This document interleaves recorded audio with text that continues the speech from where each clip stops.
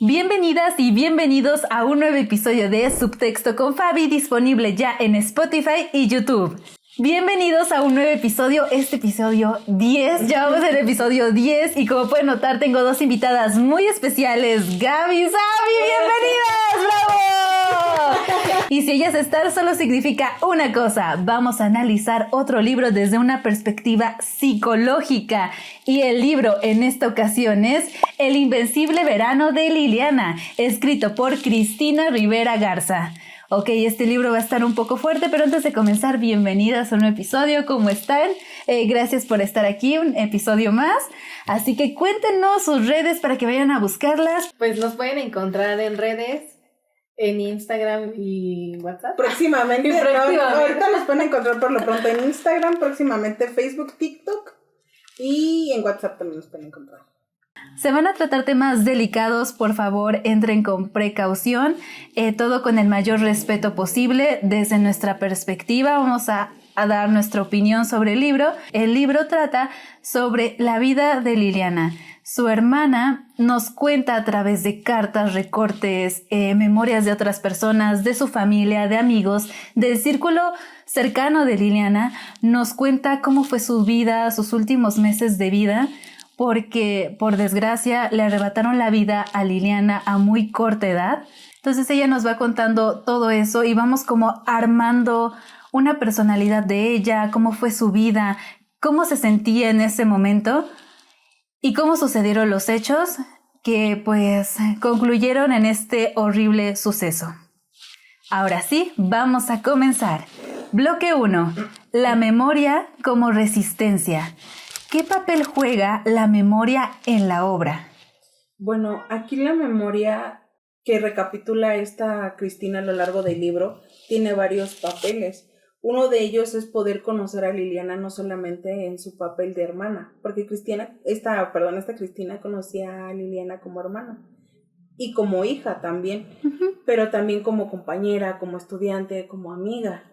Y a través de ello también es que permite humanizarla a Liliana, o sea, que no solamente se quede con el papel de víctima, sino que tenga voz, que de cierta manera ella cuente su historia, cuente cómo, no solamente el feminismo, sino cómo era ella en sí. Sí. También permite visibilizar cómo era el contexto en el que ella se encontraba, porque si bien el contexto influye, ¿no? Sí.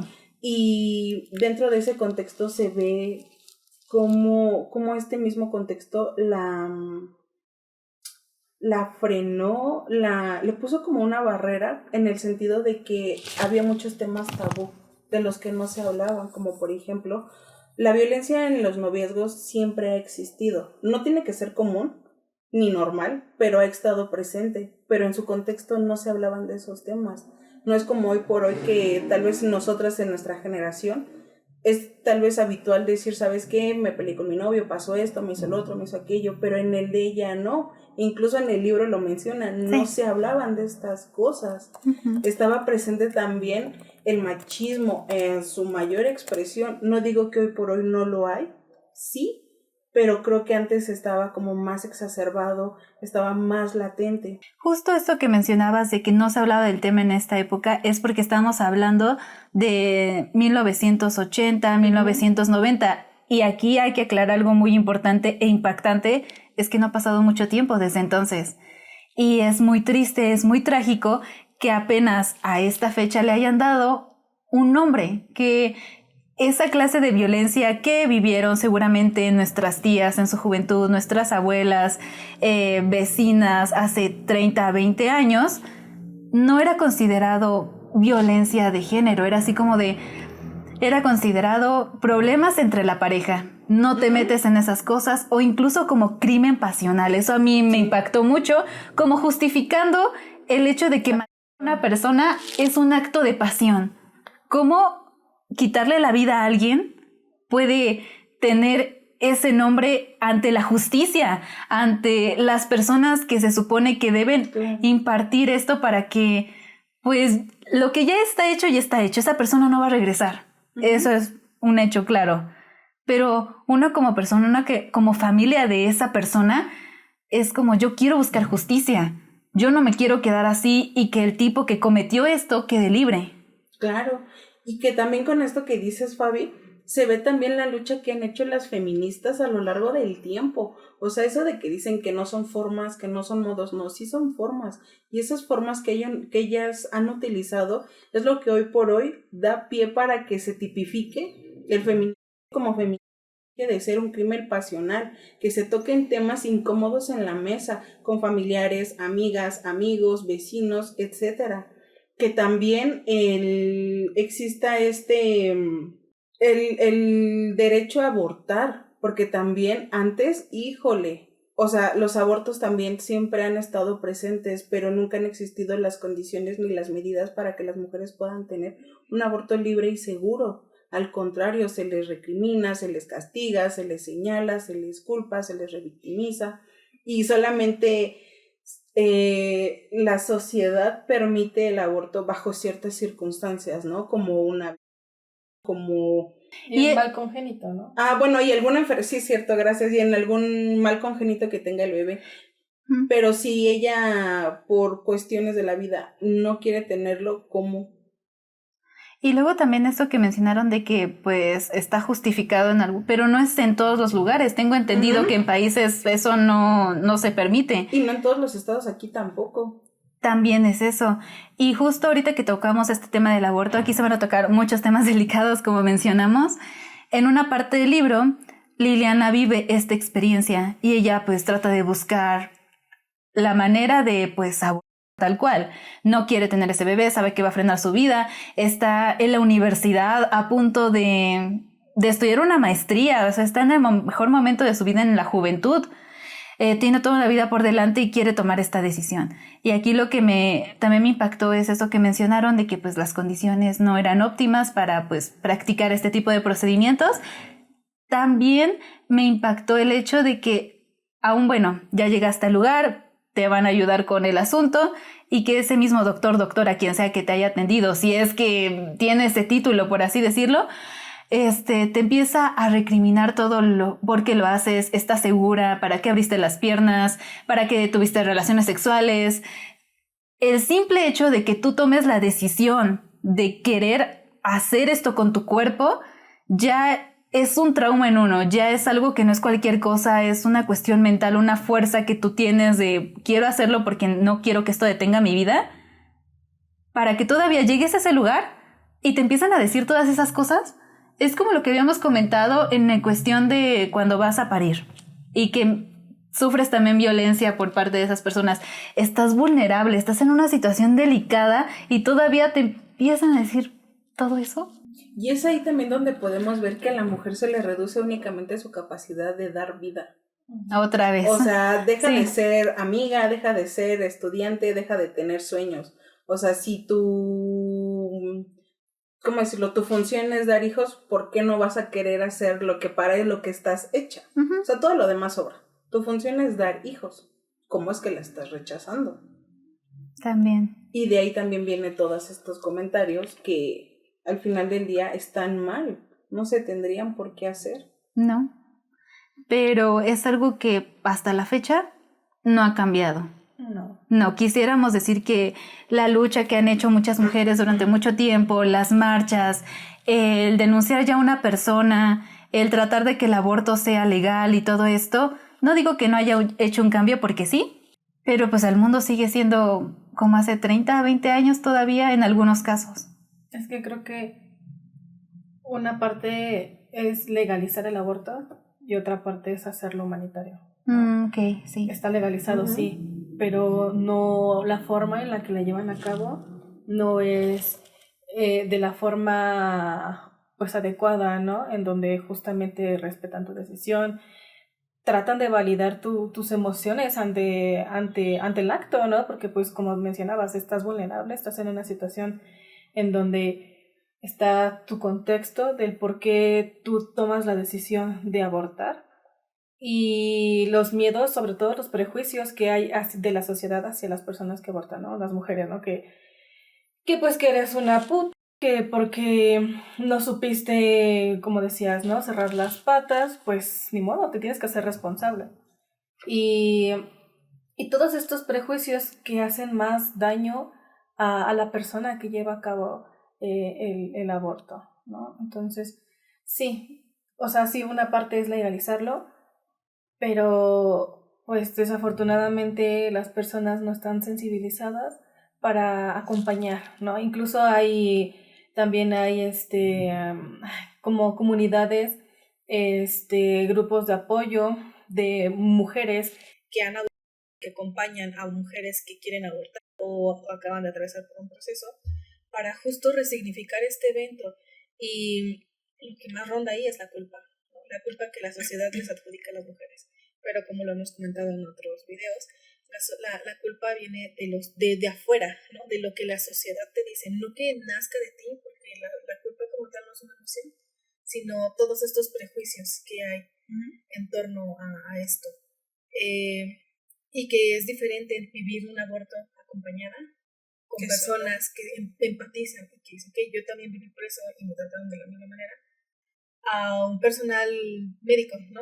Es que todo el tiempo te tratan mal. He escuchado historias en donde las lastiman, o sea, incluso en los procedimientos las lastiman porque pues las tratan hasta como si fuera con odio, de como si estuvieran haciendo su trabajo de mala gana, ¿sabes? Ok, sí, como culpándolas, ¿no? Esta es tu culpa, vas a quitarle la vida sí. a un ser, entonces te voy a castigar. Te mereces que te trate así, ¿no? Es lo menos que puedes hacer después de hacer esto. Creo que también si Liliana hubiera estado en un contexto donde hubiera más apertura como el que estamos ahorita, otra situación hubiera sido. Ella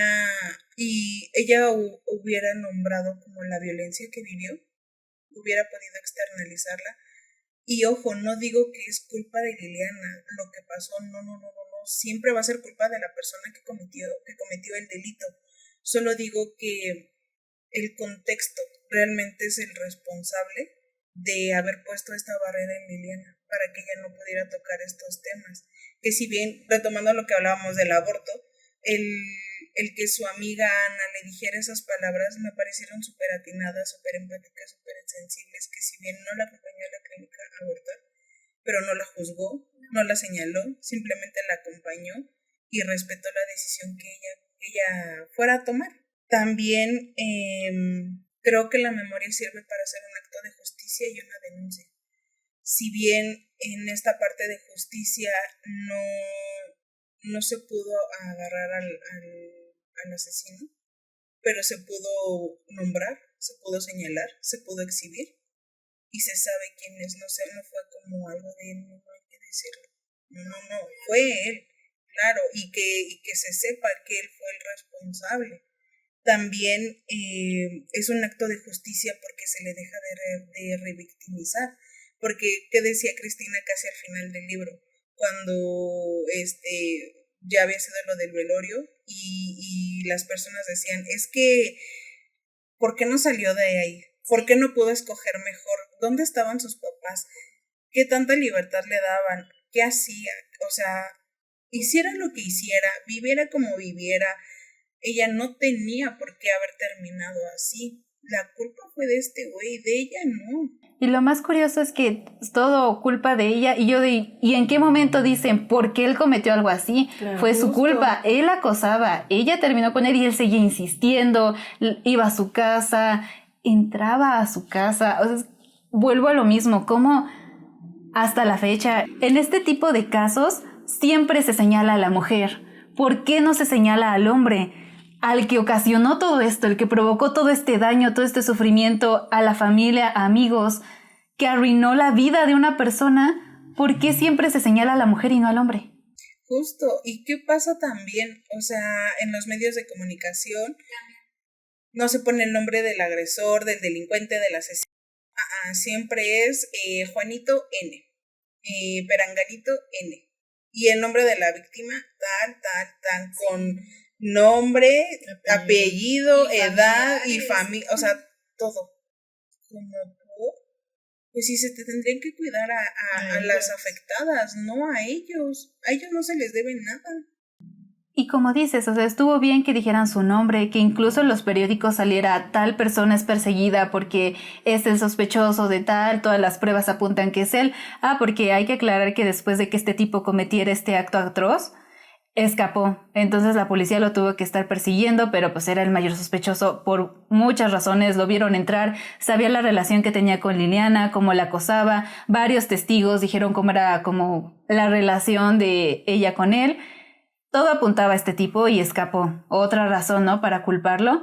Pero sí estuvo bien y eso sí, yo también estoy de acuerdo en que dijeran su nombre, dijeran todo, que incluso su dirección y todo fue de, pues sí, hay que señalar a esta persona y su foto. Que hay también con el tema del periódico, o sea, sí, muy chido y toda esa parte de que denunciaran, pero la neta es que no contaban las cosas como eran. No, o sea, pues es que vuelvo a lo mismo. Vivimos el mundo de los medios, hay que buscar el morbo, hay que entretener, no es como que tú busques justicia a través de una nota ni nada, yo lo entiendo, porque lo que estás buscando es en esos, y más personas que buscan este tipo de noticias, incluso el periodista cuando llega a la escena y todo, al principio no tiene interés en el caso, porque es como de, pues...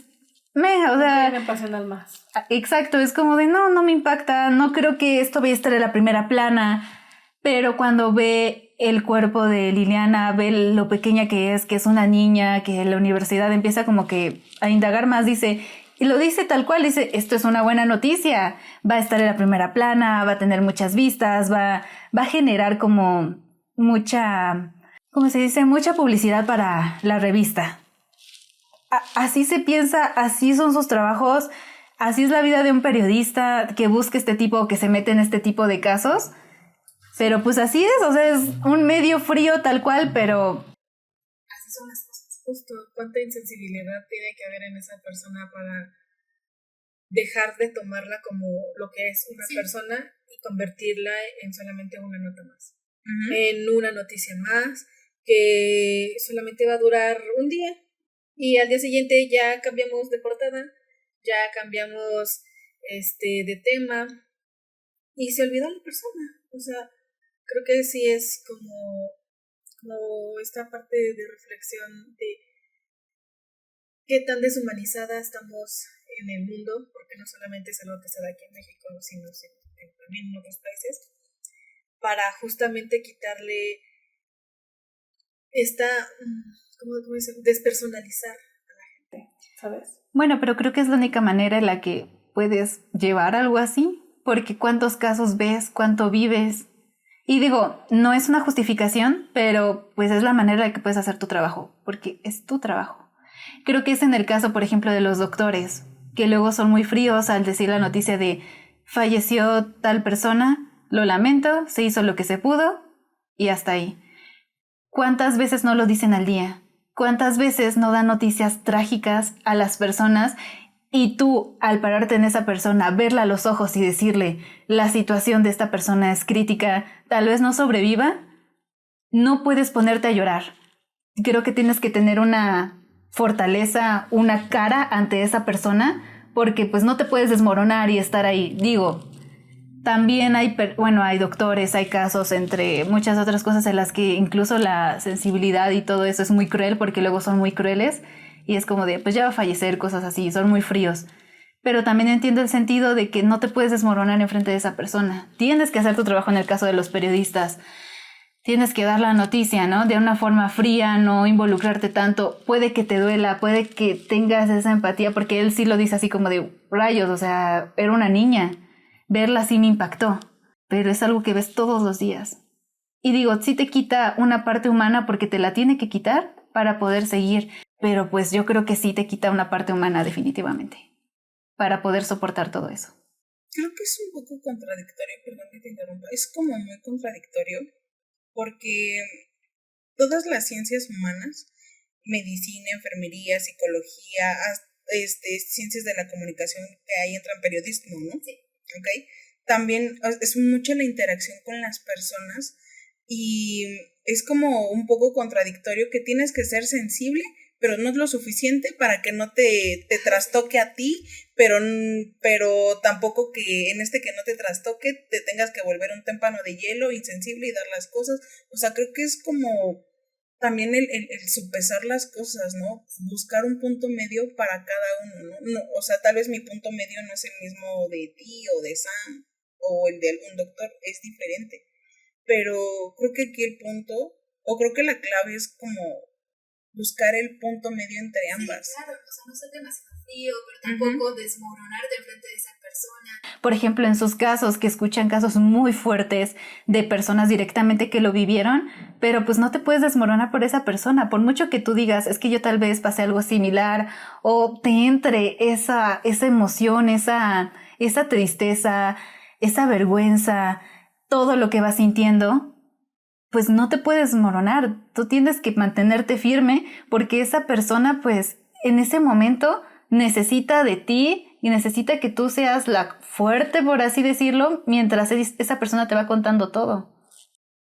Sí, fíjate que nosotros estuvimos trabajando en una asociación de violencia sexual y parte de poder entrar a grupo, porque ahí se daba terapia, era desensibilizarte sobre los casos y primero leíamos por mucho tiempo estadísticas de los casos que llegaban hace muchos años, ¿no? Para familiarizarte, para que cuando estuvieras frente al grupo, lo que te contara la otra persona, porque sí es muy diferente. Una cosa era que leyéramos la entrevista y otra cosa era hacer la entrevista. Y manejar conectar y sostener a la persona en ese momento tan vulnerable en el que se encontraban. Porque, pero vuelvo, o sea, es como muy, bueno, no gracioso, como muy irónico, ¿no? Desensibilizarte para sensibilizarte. Porque te tienes que desensibilizar para que no te toque tal vez de la misma manera, pero sensibilizarte para saber cómo abordar la situación, cómo acompañar a la persona. De una manera humana. De una manera humana, o sea, porque entiendo esta parte de los médicos de sí, lo viven todo el día, cuántas muertes no dicen a la semana o al día, pero pues el hecho de que tú tengas como tanta relación con la muerte no implica que tengas que ser tan frío y que dejes de ser humano, ¿no? O sea, de sentir, de permitirte también vulnerarte como profesional. Creo que está muy satanizada esta parte de la vulnerabilidad, de que asociamos y nos han enseñado a asociar la vulnerabilidad con la debilidad. ¿Sí? Si lloras y porque una persona te está contando una historia, ¡ay, qué débil! No te debiste de haber dedicado a esto, ¿no? Si vas a llorar, pues mejor hubieras escogido otra carrera. Pues claro que no, somos seres humanos. Y el ser seres humanos implica tener emociones, implica conectar con la otra persona. Sí, bueno, en el caso de doctores tampoco es como que te pongas a llorar enfrente del familiar que pues directamente conoce a esa persona, ¿no? Pero no estoy diciendo que no lloren, no estoy diciendo que no, yo lo entiendo, o sea, yo supongo que hay casos en los que sí te pegan, te haces a un lado y sacas todo, pero tratas de mantenerte firme con esa persona y decir, vamos a hacer lo que podamos hacer y hasta ahí, ¿no? Y es el mismo caso de ustedes, no es como que te pongas a llorar con esa persona, pero pues ya cuando termina la sesión y todo, pues te gana, te desahogas. Sé que tienen que tomar terapia después de ciertas sesiones porque pues somos humanos, nos tiene que pegar de alguna forma, no somos robots. Pero vuelvo a lo mismo, tienes que estar como firme con eso, con lo que acabas de decir, o sea, no ser sensible, pero al mismo tiempo no serlo, es muy complicado tratar con personas, es muy complicado todo esto, tienes que tener como lo mejor de dos mundos tal cual. Pero pues bueno. Bueno, y ya por último, y no menos importante, la memoria juega un papel importante en esta obra para el duelo. Para aquellas emociones que pudieron haber estado reprimidas, aquellos pensamientos pudieran salir a flote de alguna manera y de cierta manera también resignificar la pérdida de Lilia. Y justo hablando de el duelo, vamos a pasar a ¿la escritura se puede entender como un proceso terapéutico para la autora? Sí, definitivamente sí lo es. La escritura nos ayuda muchas veces a esta parte de la catarsis, ¿no? A poder canalizar estas emociones que tenemos en ese momento tras cualquier evento. O sea, no tiene que ser forzosamente un evento traumático, puede ser un evento en donde llegamos a sentir estas emociones de enojo, de tristeza, de miedo. Y vaya, o sea, el libro prácticamente todo es escritura, no literal, pero en cuestión de la forma poética en la que las dos se expresan y explican su mundo, porque definitivamente lo llevan en la sangre, ¿no? Se ve luego, tal vez como este gusto por los poemas, por la escritura, por la literatura que compartían las hermanas. Tanto la forma en la que Cristina expresa su dolor tras haber perdido a su hermana al principio del libro y después conocer a Liliana a través de las cartas que le daba a sus amigos. Hasta las cartas que le daba a sus familias, bueno, a sus familiares.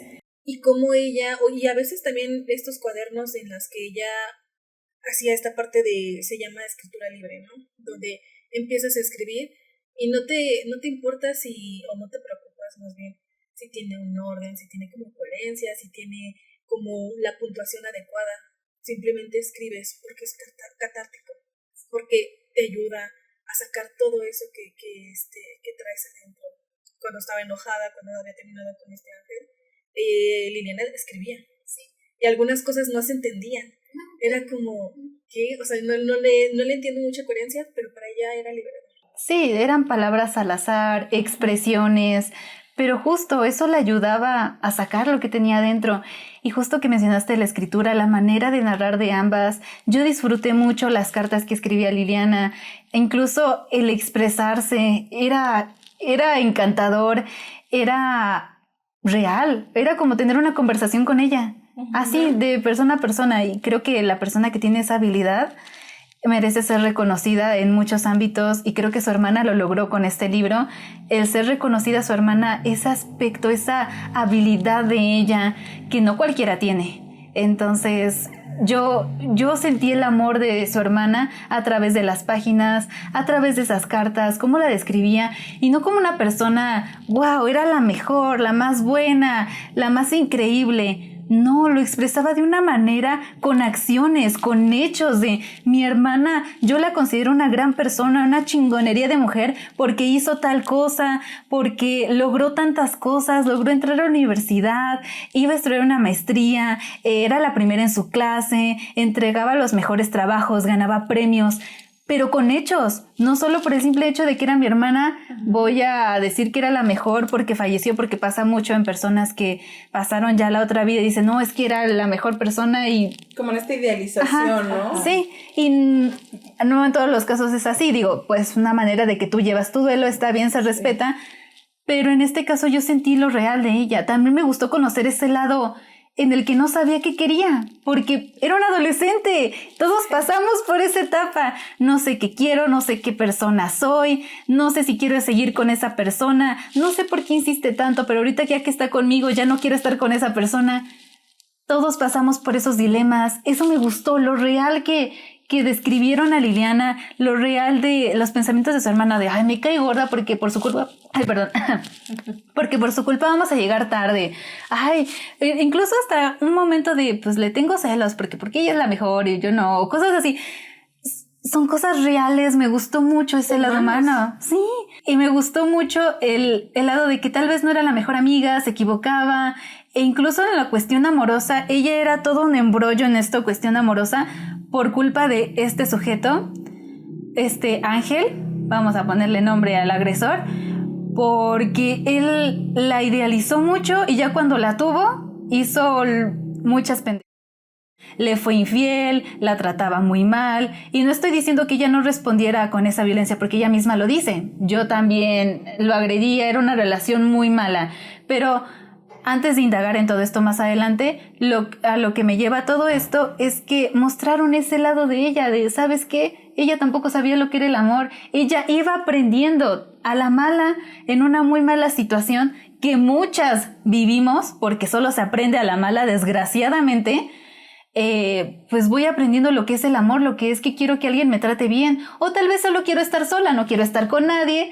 También eso se reflexiona y me gustó mucho conocer este lado humano, este lado adolescente, estos pensamientos de crecimiento.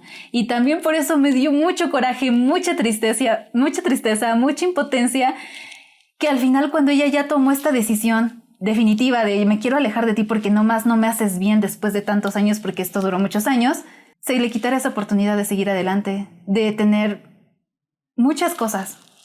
Se le quitó. Y es como de, pues, es que es parte de la vida, es parte de crecer, de que llegas a un punto en el que dices, ¿sabes qué? Quiero ser otra persona, quiero cambiar, ya aprendí de mis errores, pero que le arrebates eso a una persona me dejó sin palabras. Y justo por eso creo que este es el poder de la escritura, por eso salen estos libros. No estoy diciendo que porque no duelan, porque no sean difíciles de leer, porque sí lo son, pero es la clase de libros que hay que difundir, que hay que dar a conocer, que la escritura es una herramienta, es un medio de comunicación para dar a conocer historias tanto ficticias como reales. Te ayuda a ponerle el nombre, como que sientes. De que no sabes tal vez cómo explicarlo de manera verbal, pero lo puedes escribir, tal vez después lo transformas en un libro. Sí. Entonces, sí, definitivamente no es terapia, pero es terapéutico. ¿De qué manera la reconstrucción de la vida de Liliana ayuda en la elaboración del duelo? Bueno, aquí primeramente, antes como de entrar de lleno a la pregunta, me gustaría como definir algunas cosas por si hay gente que no está familiarizada con los términos, y primero sobre qué es el duelo.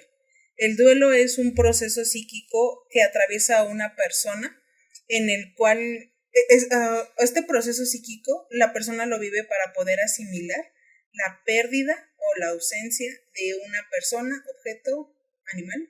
Lo esencial se puede decir que lo hace como una maraña un poco complicado es el apego. ¿Qué es el apego? Es el vínculo que hay con la persona, el objeto, la situación o el animal, ¿no? Entonces, ¿qué pasa cuando hay apego? Cuando ya no ves a esa persona, ¿no? Hay como la esperanza de reencontrar, hay como volver a verlo, ¿no? Pero cuando una persona muere, pues ya no se puede hacer eso, ¿no? Entonces, eso es como lo que lo vuelve un poquillo complicado, ¿no? Que cabe decir que cada persona vive un duelo de diferente manera, la duración varía en cada persona y demás, ¿no? Ahora, ¿qué es una pérdida? Bueno, generalmente las pérdidas se asocian a la muerte, pero no siempre es la muerte, es como el que ya no está presente, ¿no? Y bueno, aquí hay varios tipos de pérdidas, ¿no? Ya lo había comentado, ¿no? La material y la simbólica. Por ejemplo, en el caso de esta Lili, fue material, por así decirlo, porque le arrebataron la vida. Y también simbólica porque hubo otras tantas cosas que se perdieron. E incluso antes de que a esta Lili Ángel le quitara la vida, como su autonomía, como su seguridad, como esta parte de su libertad. O sea, no son tangibles, pero son simbólicas y al final del día tienen peso, ¿no? Y pues bueno, dentro de estas pérdidas existen dos tipos, que son las genéricas y existen las especiales, ¿no? Vamos a centrarnos en las especiales, que aquí entra el tema del feminicidio, aquí entra el tema también de las desapariciones, entran los desastres naturales, entran como muertes muy súbitas. No es lo mismo que, no sé, tal vez saber que una persona está enferma o que por proceso natural de vida en algún momento vamos a morir, porque todas y todos vamos a morir en algún punto, que de la noche a la mañana alguien le arrebatara la vida de manera súbita y abrupta, si es como de, ¿cómo? O sea, no, ¿saben? Creo que lo que hace la diferencia de un duelo tradicional, por así llamarlo, ¿no? Para fines explicativos, o como un duelo común, a un duelo por feminicidio, porque si hay variaciones, podrían ser ahora sí creo que algo que puede servir para diferenciarlos son los sentimientos de odio, de venganza y de injusticia, porque muchas veces en estos casos no se hace justicia, como es el caso de esta Liliana y de muchas otras mujeres que hay, ¿no? Que por ello existen las madres buscadoras, que por ello existen personas enfocadas a este tipo de situaciones, vaya. Ya, ok. Contestando a la pregunta, permite que la historia de esta Lili no se quede únicamente en el hecho de su muerte, sino que tanto Lili como la familia, los amigos y las amigas puedan tener un lazo con ella, esta vitalidad con lo que fue esta Lili, y que no todo se reduzca a ese momento, porque Lili es porque está viva en esta obra, es muchos matices, es muchas cosas, es muchas mujeres a la vez. Entonces, también sirve para poder resignificar el vínculo que hubo entre Cristina y Lili, porque primero fue con su hermana viva y ahora es cómo se vincula con ella a través de su muerte, a través de su pérdida. Y pues bueno, para resignificar el dolor que genera esta pérdida y hacer una justicia simbólica, porque en toda la obra se nombra, de hecho desde que inicia el libro, se nombra el que Ángela y lo que se pide es justicia, y que es una manera también de hacer justicia, no solamente por Lili, sino también con otras tantas mujeres que seguramente empatizamos, porque yo me incluyo, empaticé mucho con la historia de Lili, me identifiqué con Lili en muchas cosas, y se hace justicia a través de ello, y se mueven cosas, y que también eso creo que es el objetivo de este libro, que se muevan cosas y que el día de mañana se puedan hacer otras cosas de las que ya están hechas. Sí, es una forma de hablar. Creo que podemos concluir con esto de todo lo que dijiste, de que todos somos Liliana, nuestras amigas son Liliana, mi mamá, mi prima, mi hermana son Liliana. Todas somos Cristina también, todas somos ellas. Como dijiste, Liliana es muchas mujeres, son muchos casos que todavía están pasando recientes, de hace 20, 30 años, 40. Y en este caso del duelo, me impactó mucho el hecho de que, como dijiste, tal cual, ella vive la muerte aún de Liliana después, la ve en todas partes, esa parte me impactó, me llegó en muy profundo, que va a los lugares a los que ella iba, este momento en el que va a la universidad, que por cierto es de la UAM Azcapotzalco. Sí, bueno, si algunas personas saben, yo fui a la UAM Azcapotzalco y esa parte me impactó mucho y conectar, en el sentido de que cómo ella fue viviendo su vida, cómo su hermana después de tantos años va a visitar esos lugares donde estuvo su hermana, caminó por los pasillos que ella caminó, por las tiendas por las que pasó, las calles, y ella misma lo dice, el duelo es no estar sola, y eso a mí me impactó, porque pues no está esa persona físicamente, pero tú la ves en todo lo que haces, o en acciones, no sé, le pasaba algo bueno y decía, gracias Liliana, no era que estuviera ella, le estuviera dando algo, estuviera recibiendo algo, pero en el sentido de que dijera, gracias Liliana, porque le pasó algo bueno. Eso es vivir el duelo, el perder a una persona y el vivir con ese dolor, no es algo sencillo, es un proceso, pero también me fue muy real y me gustó que ella lo dijera de esa manera, que el duelo no es estar sola. A mí esa frase me impactó y me llegó muchísimo en muchos aspectos, porque es cierto, tú ves a esa persona todo el tiempo está contigo, todo el tiempo. Y eso también te impacta, y a mí me impactó la manera tan brutal, tan sincera, tan directa de contar cómo es una pérdida, de contar cómo se vive este sentimiento desde la parte pues de tu hermana, de un papá, de una mamá. Así que eso le aplaudo muchísimo a la escritora, y que lo dijera de una forma, no sé, puedo decirlo, bella, en el sentido de que pues ves a esa persona y puede que está ahí, no está ahí, pero siempre vive en ti. Eso, 1000 aplausos, aquí iba a poner aplausos porque dije, wow, qué hermosa manera de reflexionar sobre esto. En un momento, en una situación horrible, desastrosa, pero qué bella forma de narrarlo. Así que ahora sí que cerramos todo esto de la memoria, la escritura, cómo todo esto se cierra así, ¿no? Cómo esta magia de la escritura, de expresarse de la memoria, puede impactar tanto. Fíjate que ahorita que mencionas esto del duelo, me ha tocado acompañar a personas que piensan que trabajar el duelo es olvidarse de la persona, ¿sabes? Y justo el trabajo es que ella pueda descubrir que no se trata de olvidar a la persona, ¿no? Se trata de conectar con ella desde otra forma, desde honrarla desde otras maneras. En este caso, esta Cristina honraba a su hermana y la honra a través de las anécdotas, a través de este libro, a través de dar a conocer su historia. conectamos y honramos a las personas que amamos y que se han ido, no sé, desde contar luego historias con ellos, desde hacer una receta, de decir, esta receta es de mi abuela. Sí. No está aquí, pero está aquí porque sabe igual a como ella me la hacía cuando yo tenía 5 años. Y conectamos. No está físicamente aquí, pero está aquí. Está aquí y siempre va a estar aquí.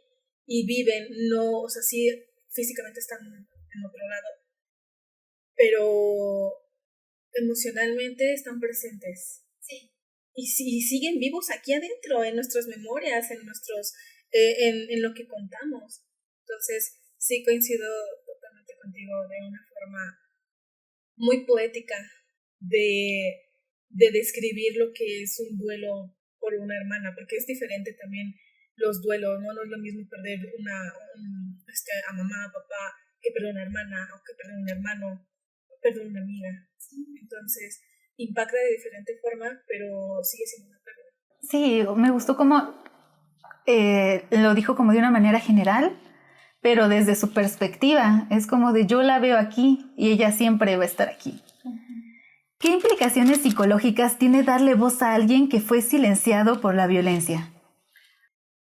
Pues ayuda, bueno, hace procesar mejor el duelo, ¿no? Todo implica también procesar un poco mejor el duelo, porque como ya había mencionado esta Gaby, cuando hay un duelo por feminicidio, pues es una muerte violenta, ¿no? Y por lo tanto hay muchos estos sentimientos, estas emociones de odio, de deseos de venganza, como cuando la mamá fue a buscar hasta una novia que había tenido en otra universidad para dar con él y ella gritando le decía que le dijeran de dónde estaba, ¿no? Que por favor le dijera casi de rodillas, ¿no? Por favor dime. Implica también darle voz a Liliana, dejar de revictimizarla, dejar de que deje de ser una cifra más, un expediente más, y que sea mencionada como lo que era, ¿no? O sea, dejar de que la considerara como una mujer más que fue asesinada por su pareja, sino de contar quién era Liliana, ¿sí? De que pues fue una mujer, no era la mujer a la que mataron, era una mujer que tenía sueños, que tenía aspiraciones, que tenía una historia, que tenía amigos que la querían mucho, sus papás que la querían mucho, su hermana que la quería mucho, y es ahí cuando justamente le empiezas a dar voz y empieza a poder dar a conocer la vida de ella de otra manera, no desde lo que contaban en el periódico amarillista, ¿no? Porque nada que ver de, o sea, reducirle nada más como a una nota más, sino que ella era una persona, era una mujer, una adolescente, mujer joven, vamos a ponerla así, de 20 años, que fue asesinada por su pareja, que ni siquiera era su pareja, era su exnovio. Bloque 2. Violencia y trauma. ¿Cómo impacta la violencia de género en la salud mental, tanto de la víctima directa como de su círculo cercano? Bueno, aquí hay como diferentes aspectos en los que la violencia de género impacta, ¿no? En el caso de Lili, primeramente hablando, está el aspecto emocional, el aspecto cognitivo y la identidad. En el aspecto emocional pudiera ella haber tenido ansiedad crónica, depresión, culpa y vergüenza. En esta parte cognitiva, alguna distorsión del pensamiento, es decir, yo me merezco esto que me está pasando, por algo pasó, a lo mejor yo hice algo que lo provocó y por eso él reaccionó de esa manera, ¿no? Alguna disociación, es decir, como unos estados de fuga, cuando la persona es tan dura, tan fea, tan cruel, tan culera, es la realidad, que nos vamos a nuestros pensamientos, a nuestro lugar seguro, como Reese, ¿no? En Malcolm, ¿no? Cuando canta la de Mentimentasol, ¿no? Así más o menos apaga su cerebro, por así decirlo, ¿no? También puede haber dificultad de concentración y memoria. En esta parte cognitiva, en la parte de identidad, se puede ver trastocada su autoestima y su autoconfianza, puede haber fragmentación de la identidad, puede haber algún estrés muy o sea, un estrés generalizado, puede haber somatización, es decir, que todas las emociones reprimidas se empiezan a expresar en pérdida de cabello, sarpullido, colitis, diarrea, etcétera, etcétera. Y puede también en dificultad para establecer vínculos sanos. Si bien en el libro no podemos visibilizar qué era exactamente lo que pasaba en Lily, seguramente llegaba a pasar algo, pero Lily, e incluso en la parte de los testimonios cuando habla su papá, ella cuidaba a su familia, porque seguramente este idiota la tenía amenazada no solo a ella, sino a su familia. Entonces, ¿qué dice Lily? No, pues yo lo manejo, yo puedo. No es que Lily no hiciera nada, Lily echó mano seguramente de todos los recursos que tenía a la mano para manejar la situación o controlarla. Sí. Y esto también pudo haber agravado como la violencia de género, porque era cuidarse a ella, cuidar a los demás, estar al pendiente, o sea, en un estado de alerta constante, claro que demandaba muchísimo. Yo platicaba con Sam, le decía, a lo mejor y por eso a Lily no le gustaba estar sola. Sí, siempre recalcaba eso les decía a sus amigos, ¿por qué no te quedas a dormir? Ajá. O literalmente a una persona que supongo que le gustaba, intentaban algo, pero hasta ella lo decía así como, no quiero estar sola, quiero estar con alguien, quiero estar acompañada. Incluso también en su forma de relacionarse o el tratar de salir con otros chicos, se notaba este miedo, esta inseguridad de que fuera como esta persona. Entonces era así como y ella lo decía mucho, no quiero que me controlen, no quiero que me quiten mi libertad. No me gusta que me amen así. No me gusta que me amen así. Es que también eso, y sí afectó mucho en sus relaciones. Con sus amigos no, se llevaba bien, era su forma de escapar, era su otra lugar familia. seguro. Sí, y ella era misma, no tenía ningún problema, pero cuando se trataba de salir con otras personas, Más allá de una amistad, ahí cambiaba la cosa. todo como que, y digo, también siento que el refugiarse, el ser una gran estudiante, también siento que fue un factor esto, porque tratas de escapar de lo que estás sintiendo, de esta situación, y te enfocas en otras cosas. Y yo creo que el enfocarse en los estudios, en todo esto, en este ámbito escolar, también fue una forma de, pues, como de escapar de todo esto. Que si lo vemos vendría siendo como estos estados de fuga. Sí. O sea, no se va de la realidad, pero poner foco en otra cosa, porque es duro, difícil, culero lo que vivía con Ángel. Ahora, hablando netamente de su círculo y de su familia, aquí puede haber un duelo anticipado o prolongado. Es decir, cuando estaba leyendo la parte de los testimonios, ahí caí en cuenta de que el papá sabía que Ángel era una red flag, ¿no? Como hoy por hoy lo conocemos. Algo le hacía ruido. Sí. Algo sabía que estaba mal. No sabía qué, pero algo sabía que estaba pasando ahí. Si suponiendo esta situación la traspolamos a nuestro contexto donde a lo mejor la familia, bueno, con el primo más bien, sí. ¿No? El primo sí supo que Ángel justo había violentado físicamente a esta Lily. Ahí él puede haber este estado de angustia de ¿y si algo más le pasa? ¿Y si las cosas escalan? Sí, claro, pero no era como para meterse en su vida. Justo porque también Lily ponía sus límites también seguramente por culpa de Ángel, que la tenía amenazada. Y también su primo como que creó este lugar seguro, porque dicen, si ven a este tipo no quiero que se acerque aquí. Y es como de yo voy a crear este lugar seguro para que tú estés bien. Ya lo que pase después, ahora sí que ya no dependerá de esa persona, ¿no? Y sí es algo real, ¿no? No puedes estar detrás de esa persona todo el tiempo. Habrá momentos en los que, pues, por desgracia pasará lo que pasará, ¿no? Y que ahí se ve de que cada uno y cada una hace desde su trinchera, ¿sí? Con lo que puede y con lo que tiene. Bien, ¿no? Él cuidaba a Lily en su espacio, en el tiempo que compartía con ella, fuera de ella. Seguramente quería hacerlo, pero era algo que estaba fuera de sus manos, ¿no? También otra cosa que pasa es la culpa y la autoacusación. Que, como nombra Cristina, ¿por qué no nos dimos cuenta? Que no vi, que no noté, ¿por qué no me fijé? ¿Por qué a lo mejor estaba viviendo en Estados Unidos? ¿Por qué no o sea, toda esta serie de preguntas son esperadas. No digo que estén normal, no, ni que estén bien, pero por el contexto en el que estamos en México, es como esperado este tipo de respuesta, ¿no? Ya después del tiempo de terapia o pláticas o esta parte de catarsis, bueno, tal vez uno pueda analizar y decir, bueno, no, la culpa no es mía, es de él, porque yo no tendría por qué estar preocupada de si sale con alguien le pueda quitar la vida. O sea, nadie tendría por qué preocuparse por eso, nadie tendría por qué buscar medidas de ponerse a salvo y segura. En realidad nadie, pero lamentablemente es lo que nos toca.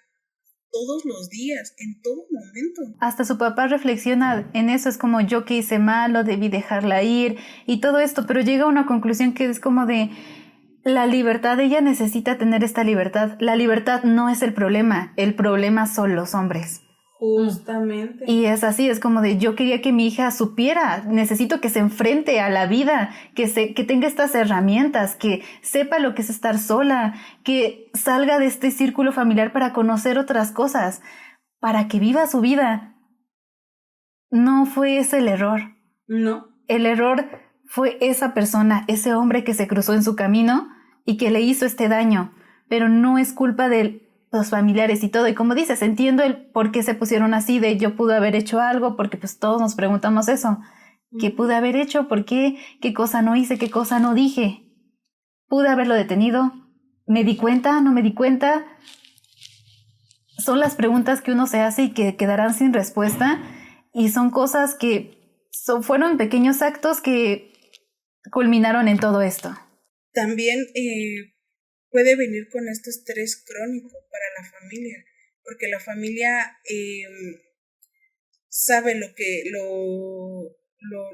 vive la persona. Por ejemplo, el primo que sabe, o sea, que él pudo ver cuando Ángel la violentó físicamente, el darte cuenta que lastiman a las personas que quieres genera un estrés, genera también impotencia, genera también el querer hacer algo por la persona, ¿no?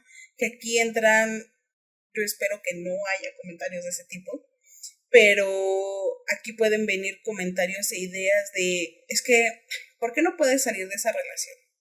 O sea, si sabe que la golpean, ¿por qué sigue ahí? Si sabe que la maltratan, si sabe que ¿por qué sigue ahí? O sea, tan fácil como irse. No, güey. Si fuera tan fácil, ¿cuántas mujeres no ya hubieran mandado a la chingada a un chingo de vatos? Sí. ¿Cuántos actos violentos no se hubieran detenido en ese momento, no? Justo ¿Cuántas ahorita mujeres no hubieran muerto? Exacto. No estaríamos hablando de este libro en este momento, ¿no? Exactamente. Pero aquí va algo, y una analogía que utilizaron que a mí me impactó mucho fue esta analogía con un oso. ¿Qué haces cuando te ataca un oso? ¿Lo confrontas? No. Te quedas quieto y tratas de que no te haga daño. Eso me impactó porque es cierto. Ángel era su oso. Ella, por mucho que quisiera defenderse físicamente hablando, no le puedes ganar a un hombre. Ahí está algo. Luego el tipo cargaba un arma. Esto también es importante. El tipo cargaba un arma, con lo cual, por cierto, la amenazaba diciéndole que se iba a quitar la vida. Que favor nos hubiera hecho. Sí, pero bueno. Tenía, aparte de la fuerza, el arma, todo para amenazarla, para decirle, si no estás conmigo, si no me haces caso, si no me abres la puerta de tu departamento, entonces voy a lastimar a tu familia y todo. Ahorita vamos a contestar eso de no, dejen de juzgar, porque eso es juzgar. Es de por qué tú no hiciste algo, quién sabe qué. Ella hizo lo que pudo, ella controló a este tipo lo mejor que pudo en esa situación en la que estaba, que ella sabía que estaba atrapada, pero ella ya lo sabía manejar. Y hay una narración en el libro, un capítulo, en el que ella menciona esto de que se quedó de ver con alguien, pero llegó una hora tarde porque este tipo se apareció de la nada y empezó a amenazar con que me quiero quitar la vida y todo. Y ella lo dijo, yo tenía que calmarlo, pero luego, ya calmándolo, me vine aquí contigo. Y él hasta se queda así como de, y le empieza a juzgar de, ay, ¿por qué no lo mandaste a la chingada y te viniste conmigo si tú ya tenías un compromiso conmigo? Y ella de, es que no es sencillo. Y ya cuando le empieza a decir, es que me amenazó con que se quería matar y que esto y aquello, es que él se da cuenta y entiende, metafóricamente hablando, que él era su oso, que no es algo que te vayas y lo dejes ahí, que se dispare. Pues no. Y ahorita esto es un ejemplo. Y solo es un ejemplo que nos muestran en este caso, pero tú no sabes cómo fue esa relación, cómo era esa intimidad entre ellos dos, cómo era su forma de comunicación y todo, y así como muchos casos más entre agresor y víctima, ¿cómo es que ella vive todo eso? Entonces no podemos juzgar de por qué no saliste. No, esas no son las preguntas que hay que hacerse. Y que aquí retomando esta metáfora que planteas, si le ponemos, hablándolo como en términos psicológicos y sumándole más a esto que compartes, el cuerpo humano tiene 3 tipos de respuesta: huida, pelea y paralizarse. ¿Qué hizo Lili? Se paralizó. Y no es porque no estuviera haciendo nada, sino que el cerebro tiene estos 3 tipos de respuestas porque literalmente entra en estado de sobrevivir. ¿Qué vamos a hacer? Porque si no, nos va a cargar la chingada. Literalmente nos vamos a morir. ¿Cómo reaccionamos? No irnos lejos. ¿Cuántas especies de animales, como en la era de hielo, la 2, cuando están las zarigüeyas y ven un halcón y gritan ¡halcón! Y se hacen las muertas? No es que no estén protegiéndose, es que se paralizan. Es un mecanismo de defensa para sobrevivir. Y era lo que hacía Lili y muchas otras mujeres que se quedan en la relación o que se van o que responden con lo mismo. Pelean, hacen algo, pero se está tan acostumbrado o se espera que el hacer algo es moverte. No, porque en el no hacer también se está haciendo algo, que era lo que hacía Lili. Y bueno, ya como para finalizar esta parte, hay dentro del círculo cercano hay miedo compartido, y con este miedo compartido quiero decir que yo no soy familiar de Liliana, pero sentí su miedo, sentí la angustia y seguramente muchas otras mujeres pudimos identificarnos con ello. ¿Qué estábamos platicando antes de empezar a grabar? Lamentablemente es muy normal, o bueno, no es normal, es común que todas, está normalizado y es común que todas hayamos tenido una experiencia de violencia con alguna pareja. Y no tiene que ser así, no está chido. Ni siquiera tendríamos, o sea, estaría genial empatizar con Lili de otras maneras, como en la parte académica, en la parte de su personalidad, de su amistad, pero no a través de esto, como lo mencionábamos con esta Kim. Qué feo es haber empatizado con Lili de esta manera de miedo. Sí, estar conectadas por el miedo y todo. Exactamente. Y bueno, también puede haber sobrecarga emocional en la familia por todo lo que pasa alrededor. ¿Qué huellas psicológicas deja el trauma colectivo en una familia y en una sociedad? Pues ya se ha mencionado antes toda esta parte del duelo por feminicidio, ¿no? Como decía Gaby, son pérdidas específicas, bueno, especiales más bien, y aquí hay pues una muerte súbita, ¿no? Es más impactante porque es diferente tal vez cuando muere una persona que sabes que está enferma y llevaba mucho tiempo. De alguna manera te preparas, ¿no? Pero ¿qué pasa cuando es por feminicidio? Pues es de un día para otro, o sea, sus amigos la dejaron una noche antes y el día siguiente regresó Manolo y la encontró muerta, fría. Y eso causa un impacto, ¿no? Porque el vuelo es diferente. Podemos también, como se lo había mencionado esta Gaby, la culpa. La culpa que hay tanto por la familia como por los amigos. La familia de haber dicho, sobre todo los papás que no estaban en el país, de decir es que nunca debimos habernos ido, nunca debimos, creo que la mamá era la que decía que nunca debieron haber dejado que Liliana viniera a la Ciudad de México, ¿no? Esta Cristina también, porque Cristina estaba en Houston, entonces sus amigos de Manolo, ¿no? A Manolo le había pedido que se quedara esa noche cuando la mataron, bueno, en la madrugada, ¿no? Y cuando él regresa, dice, no, es que yo no debía haberme ido, debía haberme quedado con ella cuando me lo pidió. Y pues bueno, es traumático, lo hemos mencionado en otros videos, cuando lo impensable se vuelve realidad, ¿no?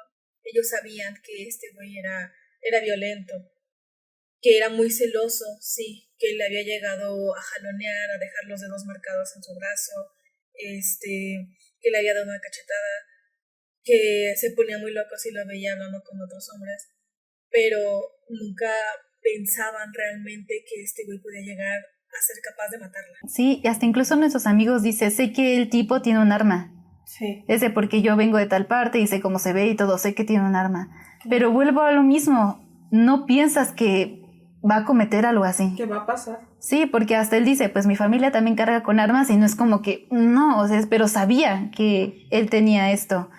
Sabían cómo la trataba, sabían de sus celos, pero no piensas en eso, como dices, lo impensable, ¿no? Claro. No, y como incluso también sus amigos decían, ay, ¿por qué no lo deja de ay, ahí viene este tipo castroso? Y sabían que iba por ella, que incluso la tenían como vigilada y que sabían que por mucho que ella trataba como de deshacerse de él, siempre volvía de alguna forma. Y la tenía vigilada literalmente porque le pagaba a güeyes de ahí de la calle donde ella vivía para que la vigilaran el tiempo que él se iba a Toluca. Entonces, también antes de las etapas del duelo, antes del duelo como tal de la parte de la negación, está la parte del shock. Es uno antes de la negación. Cuando la negación es cuando uno justamente dice, no puede ser posible que esté muerto. El shock es la noticia de no asimilar la idea de que Liliana ya no está aquí. De no te creo, ¿no? O sea, como sus amigos cuando decían que ¿qué crees? Liliana murió. No te creo. Es una broma muy pesada, ¿no? Manolo, que pensó que Liliana le estaba haciendo una broma, ¿no? De que cuando estaba toda tapada. Y se acerca a ella, le quita la concha de la cara, y cuando la roza, pues está fría, está pesada. Entonces,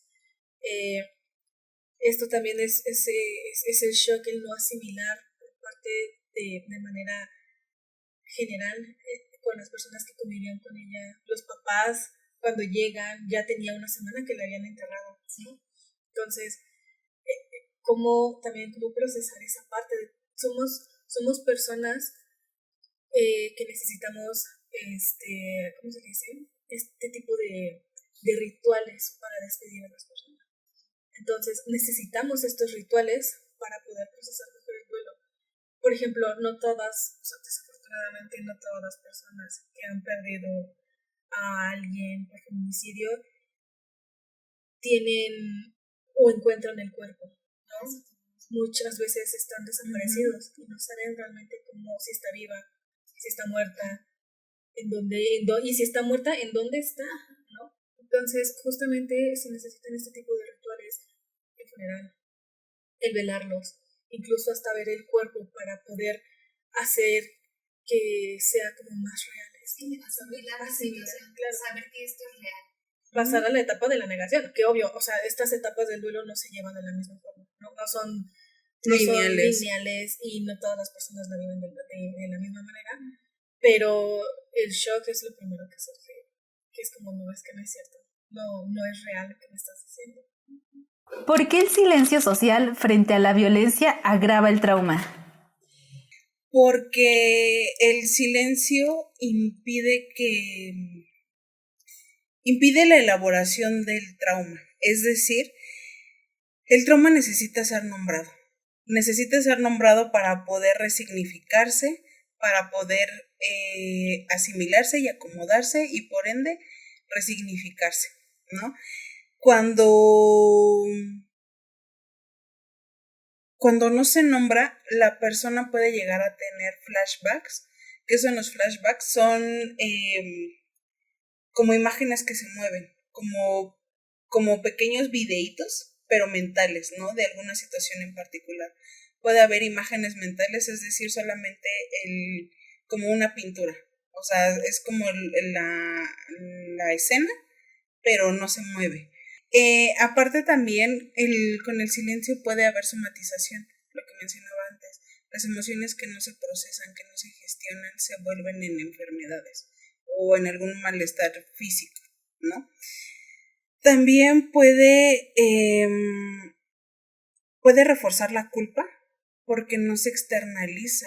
Al momento de que uno escribe o comparte las cosas, baja la carga mental, sí, pero también permite otra perspectiva. Escucharnos, por ejemplo, en nuestro trabajo de terapia, muchas veces algo que yo suelo hacer es que la persona me narra cierto hecho, trato de notarlo lo más exacto que se pueda y le devuelvo las mismas palabras sin modificarla.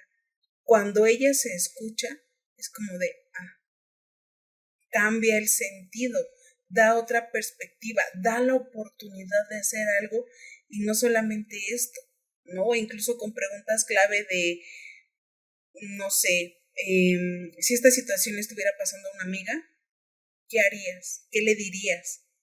Ya es como de, no, pues le diría esto y esto. Y ya empiezan como a darse cuenta de las cosas. Cuando el silencio está presente, no hay esta oportunidad. También el silencio puede romper las redes de apoyo.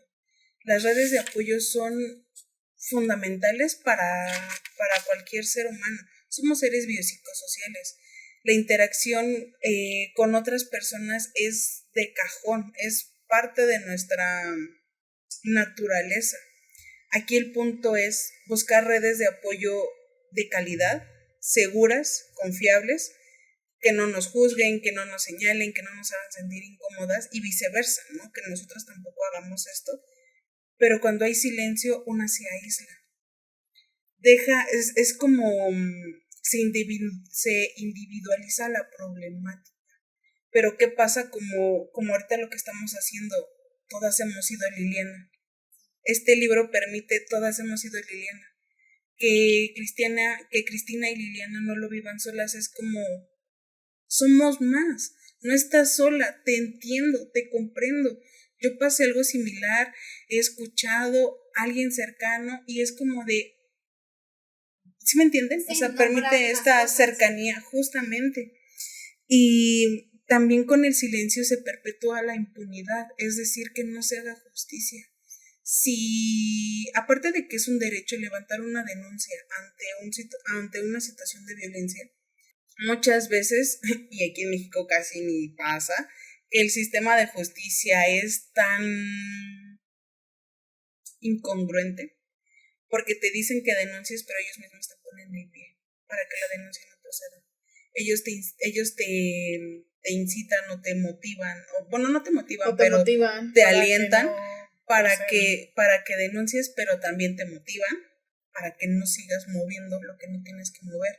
Te dicen que denuncies, pero son los primeros que te revictimizan. Te dicen que denuncies, pero ni siquiera ellos tienen alguna capacitación en sensibilidad humana para acompañar a las personas. O sea, es tan incongruente y tan... no es gracioso. Personalmente me enoja. Porque... o sea, te mandan a la guerra sin fusil, casi.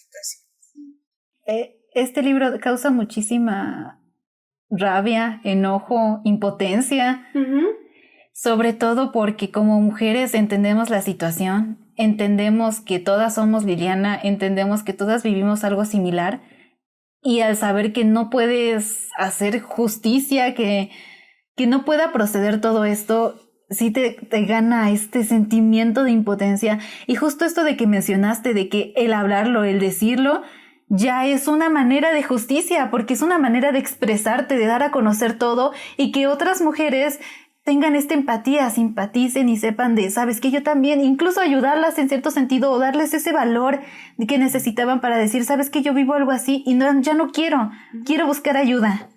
Eso también es importante. Y luego también lo que mencionaste de que Cristina, pues esta fue su manera de como vivir su duelo, de hablar, de expresar cómo fue la situación, cómo era su hermana, cómo se vivió todo esto.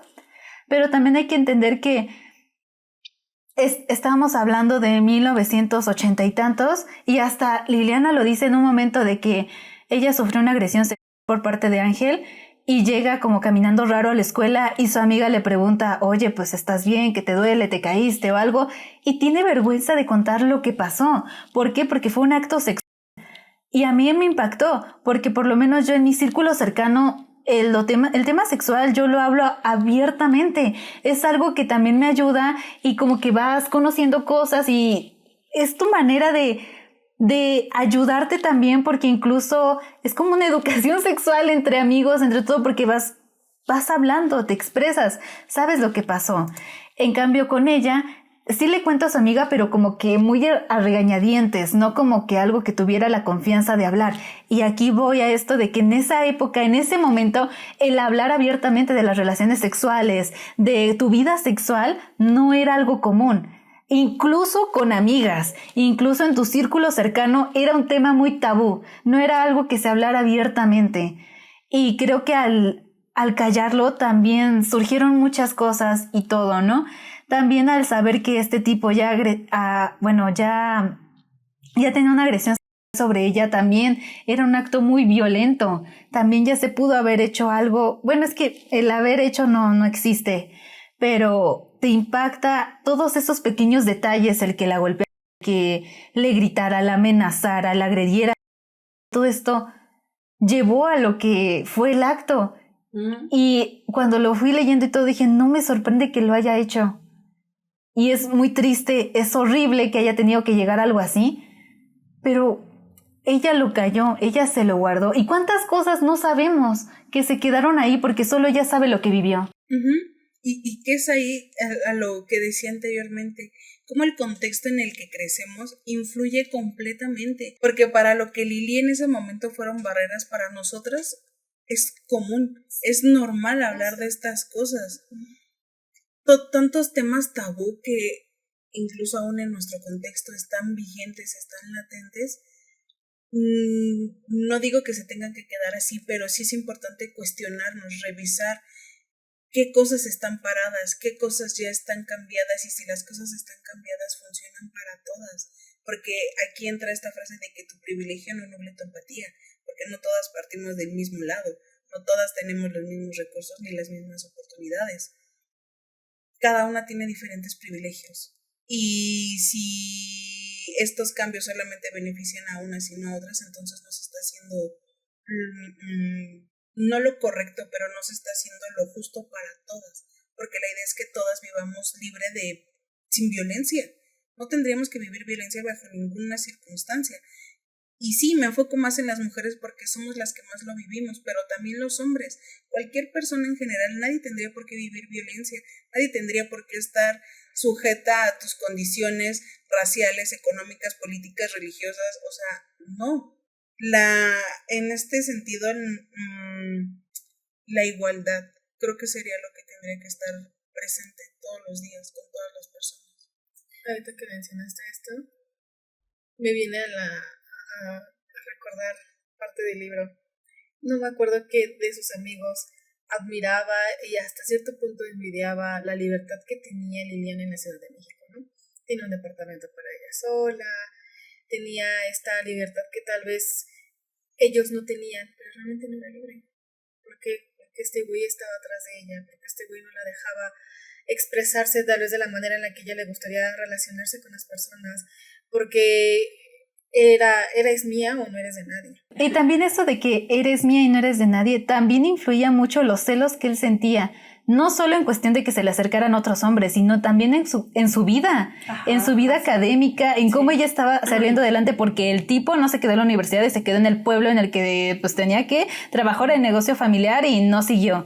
En cambio ella se quedó en la universidad, se mudó a la Ciudad de México, tenía su propio departamento, tenía esta libertad, esta independencia y autonomía. Y autonomía, porque ella pues tenía sus gastos y todo, pero como que le iba organizando bien. Era buena estudiante, tenía muchos amigos. Todo esto era para su bien, y en vez de aplaudir eso, de admirar, fue como de, ¿por qué tú y yo no? Claro. Entonces también esto influye y me impactó mucho, porque esto es una violencia de género y a mí me impactó. Sí eran pareja, en su momento sí tuvieron relaciones, todo lo que ustedes quieran, eso fue su exnovio, pero era más ese odio, ese rencor, esos celos que él sentía por la vida que ella tenía y que él no tenía. Claro. Esa inteligencia, esa vivacidad de ella que él no tenía. Porque incluso su hermana lo describe como alguien tonto, alguien raro. Sí, tal vez fortachón, todo lo que quieran, pero como que alguien que no más ¿no? Y cuando la describían a ella, todos decían, no, pues la verdad es que es inteligente, es muy simpática, se puede hablar muy bien con ella, es la líder de su grupo, hace reír. Y con él no tenían como que esa descripción. Igual no se indaga mucho al respecto, pero también quiero remarcar esto de que él tenía esa envidia. Sí. Así hubiera sido un hombre, hubiera tenido justo esa misma envidia. Entonces ahora sí que simplemente porque ella sí salió.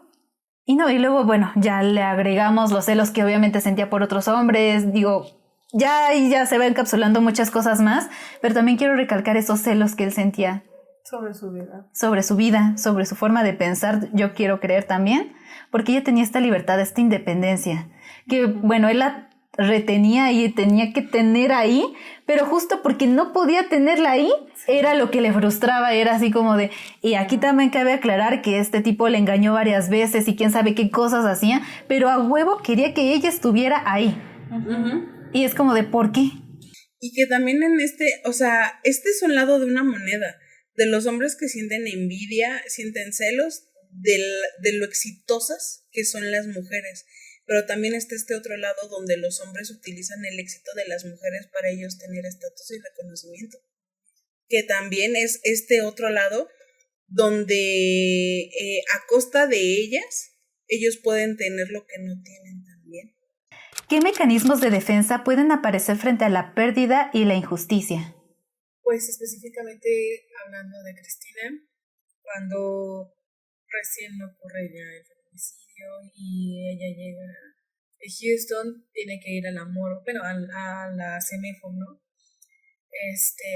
Entonces ella entra en este estado de disociación, incluso en la forma en la que lo redacta en el libro, no lo redacta como tal porque no se acuerda, o sea, nada más menciona persona, situación, y empieza a describir como esto todo, o sea, desde que llega la CEMEFO hasta cuando es lo del funeral y están ya en el panteón, hay estos como estos vacíos, porque era una forma en la que ella se estaba protegiendo de este evento tan traumático, tan difícil, y que ya lo hemos mencionado en otras veces, ¿no? O sea, la disociación nos permite protegernos cuando algo nos sobrepasa emocionalmente.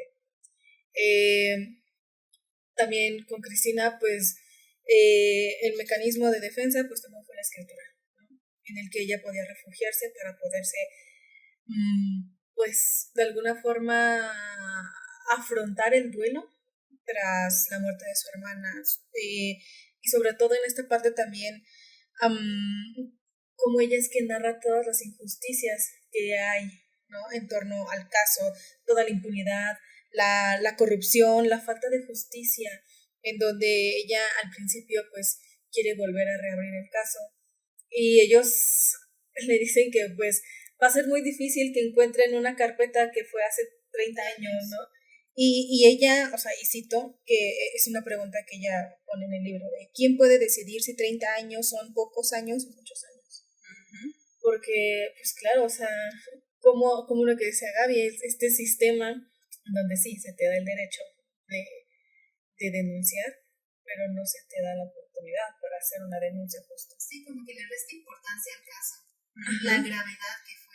Y más porque cuando sucedió esto todavía no existía el término de feminicidio. Eso también es. Entonces, lo tomaron como un crimen pasional. Sí, así lo etiquetaron. Entonces ella pues justamente quiere hacer esta justicia para reabrir el caso y que se haga a través de que no fue un crimen pasional, sino es feminicidio. Ahí también lo pusieron como homicidio simple. Homicidio, ajá, sí, no me acuerdo. La parte de la negación por parte del padre también, ¿no? No solamente cuando llegan y se enteran, sino también años después, ya cuando está en la parte de los testimonios al final del libro de los padres. Y voy a citar toda esta frase que decía: no puedo decirte qué sentí cuando regresamos de viaje y nos enteramos de que la habíamos perdido ya, que estaba enterrada. No puedo decírmelo ni siquiera a mí. No me preguntes eso. O sea, han pasado 30 años y mi papá todavía sigue en esta parte de la negación, de no poder procesar, de no poder mencionarlo todavía, ¿no? Y justo esta parte de los testimonios de parte de los padres, yo no me quebré tanto en otras partes cuando narran cómo fue que pasó este acto horrible, cuando siento esa empatía por ella en ciertas situaciones como mujer, ahí no me quebré. Yo me quebré en los testimonios de sus padres, en cómo se vivió todo esto, en el funeral, con los testimonios de sus amigos, de su hermana. Yo ahí me quebré, lloré, porque fue como, sentí su dolor y fue muy fuerte llorar por esa persona que yo no conocí, yo no conocí, yo no viví una situación así de feminicidio, de todo esto, no. Pero al decir que todas somos Liliana, nos estamos refiriendo a que entendemos las situaciones por las que pasó, entendemos cómo es convivir con estos hombres violentos, y es esta tristeza que sentí fue enojo, más que nada, de no saben el daño tan profundo que le hacen a las familias que se quedan con la pérdida, que tienen que vivir con todo esto por culpa de un desgraciado que decidió quitarle la vida a alguien. No saben el dolor y todo, cómo les afecta en sus vidas. Eso es lo que yo sentí, muchísimo dolor, muchísimo coraje, y ahí me quebré por completo en estos testimonios. Y son testimonios que tal vez ustedes puedan mencionar como simples, anécdotas, recuerdos de cómo era Liliana, momentos así, pero están cargados de mucha emoción, justo, muchísima emotividad ahí. Porque es humano, era mi hija, yo como hermana nadaba con ella, yo como padre recuerdo cómo era de chiquita, así que también se lo aplaudo a la autora, que haga sentir todo esto a través de las palabras, a través de la escritura, porque es algo real, es algo que se vive y es algo con lo que las personas sí deberían empatizar en ese sentido y dejar de juzgar a las familias de por qué no hiciste algo, fue tu culpa, para qué estabas de viaje, para todas estas preguntas muy pendejas, muy crueles, porque no sabes cómo está viviendo el círculo cercano de esa persona, tú no sabes. Y este libro les invito a que lo lean para que conozcan cómo es esos pequeños pensamientos, emociones, porque es una pequeña probadita de todo lo que pasa por la mente de una persona, para que entiendan que no se debe juzgar ninguna situación y que tú no estabas ahí y que cargan con esta culpa de por qué yo no hice nada. Bloque 3. Identidad y resiliencia. ¿Qué papel juega la resiliencia en medio del dolor y de la injusticia? Ok, bueno, primero creo que es importante decir qué es la resiliencia. La resiliencia, de manera breve y simple, es la capacidad que tienen las personas de afrontar una situación difícil, dolorosa o traumática, ¿no? Y esta no es algo con lo que nacemos, pero es algo que vamos adquiriendo con el paso del tiempo, ¿no? Aquí esta Cristina, en esta obra se ve la resiliencia que tuvo ella y seguramente su familia a su manera, con otros medios, pero retomando y concretarnos en esta obra, se ve claramente cómo la escritura, como bien mencionaba Sam, sirvió para hacer este proceso de asimilación de duelo. Además de que con esta resiliencia, esta Cristina pudo echar mano de sus recursos, y con recursos me refiero a paciencia, gestión emocional, con esta gestión emocional ponerle un nombre, sentirlo, vivirlo, cómo es ella con esta emoción y acomodarla. Ahora, ¿qué quiero hacer con estas emociones que me produce esta situación? ¿Qué pensamientos vienen? ¿Qué hago con estos pensamientos? Todo esto que pasó en torno a la muerte de mi hermana, ¿qué hago yo? ¿Cómo lo asimilo? ¿Cómo lo acomodo?